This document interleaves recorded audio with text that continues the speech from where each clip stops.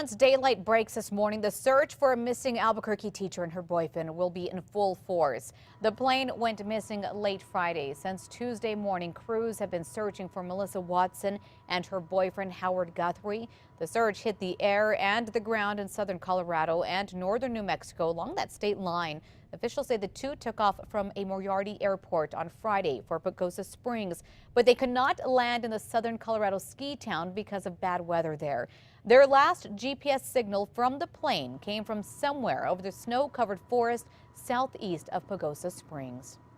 Okay, new rules put in place by the state Supreme Court are going to cost you, the taxpayer, big time. Yeah, these rules are designed to speed up criminal cases here in Bernalillo County, and to do that, it'll end up costing millions so that they can overhaul the whole system and ease the overcrowding at the MDC.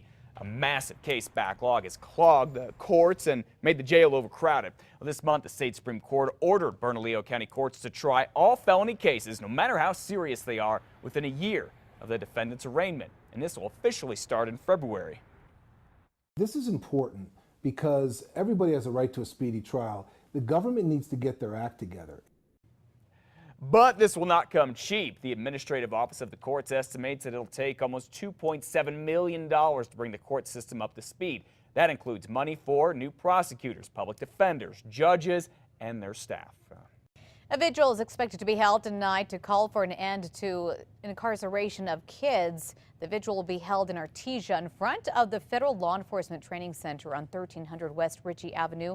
Immigrant families, civil rights, and faith groups are expected to attend this event. Okay, imagine having your mailbox sit just feet from your house, but you have to go all the way to the post office just to get your mail. That's the frustration that some Albuquerque residents are dealing with this morning. And it's after thieves struck not once, but twice. And the folks there say the Postal Service is just trying to put a Band-Aid on a big problem. News 13's Catherine Mazzone is out live on Jefferson near Lomas. Catherine, these folks are not happy, are they? Not at all, Matt. In fact, residents say if thieves hit their mailbox again, they won't be surprised. It's because they say it's not secure. They say that the Postal Service has repaired the mailbox, but they haven't fixed the problem.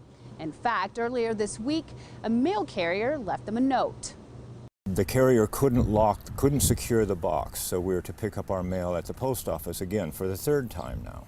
Lee West says it shouldn't be this hard to pick up his mail. His mailbox sits just outside his home. But after thieves struck not once, but twice, and now the mailbox is broken a third time, heading to the post office is becoming more and more the norm around this northeast neighborhood. And for months now, he says the Postal Service hasn't been listening to their cries for help. West says thieves first hit this neighborhood community mailbox in December. He says it took close to 5 weeks to get it repaired. Then, just last month, they were hit again. West says a Postal Service employee told them a new mailbox would be up in 2 weeks, but 2 weeks came and went. West says they never got it. Instead, it was only repaired 6 weeks later. Frustration set in. West thinks he knows why his neighborhood gets overlooked. We live in kind of a poor neighborhood, a lot of elderly people.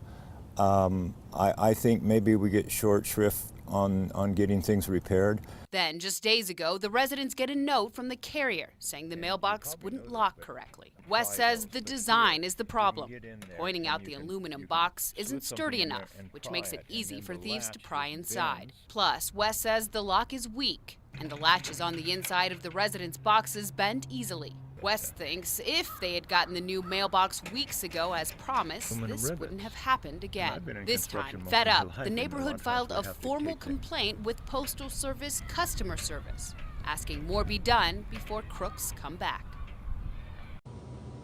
Now, West told us that he and his neighbors also told the Postal Service that they'd be talking to us. So we contacted the Albuquerque branch to find out what was going on. Late yesterday afternoon, we got a call back from a Postal Service representative who said they would be out today to replace the mailbox after getting that formal complaint. Now, we'll keep following this story and let you know what happens. Back to you. All right, thank you for the update, Catherine. Mr. West says he and his neighbors also offered to put up their own individual mailboxes at their homes, but the Postal Service says, nope, all new neighborhoods come with cluster mailboxes, and people are not allowed to go ahead and do that. And mail is getting stolen up in La Plata County, Colorado, too. And this morning, investigators have a warning for people there. They don't want you putting outgoing mail in your mailbox. Instead, put it in a secure U.S. Postal Service box. If you cannot get to one, investigators say put the mail out close to pickup time. And they say that the best thing to do is to collect your mail every single day. Crystal. APD says they've rotated mobile surveillance cameras through more than 100 spots throughout the city to stop crime, like this one in the Bosque parking lot at Central in Tingley. There it is. APD says it's there to cut down on car break-ins. It's doing such a good job that the department can't keep up with demand. Right now, I've got probably about 10 requests in the queue for it to be deployed. Now, City Councilor Diane Gibson says she is willing to pay $48,000 to buy one of the cameras for her district. That includes all of the malls near I-40 and Louisiana. APD says all of the malls will see cameras anyway throughout the holiday shopping. Well, a man who has a history of driving drunk, we're talking a 30-year history almost here, now has to face his most serious charge yet. Jimmy Griego is facing a vehicular homicide and other charges. Santa Fe County Sheriff's deputies say on Friday, Griego crashed into a car near the Santa Fe National Cemetery, then took off. They say he kept driving wildly down the highway. Witnesses say another driver, Celeste Maestas, then swerved to avoid Griego, ended up hitting a concrete barrier, and was killed. Now, we did some digging and found Griego has been arrested on DWI charges 4 times since 1985. Can you help me? Oh my God, you're in the car? That'll sure get your attention. A powerful new DWI awareness ad is part of the New Mexico Department of Transportation's Holiday Super Blitz campaign. The commercial here is inspired by true stories. In fact, a few years ago, a 10-year-old boy in Albuquerque called 911 after his dad here, Michael Vigil, took him and a friend to Hooters. Investigators say Vigil then got behind the wheel drunk. They were able to call for help before they were hurt, thank goodness, but many times, that just does not happen. The ad campaign will run through the holidays. You'll see them on TV and hear them on the radio.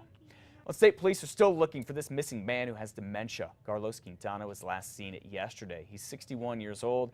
He was last seen wearing black pants, a black leather jacket, a black leather hat, and black slippers. If you see him, please call the Santa Fe County Sheriff's Department. That number at 505-428-3710.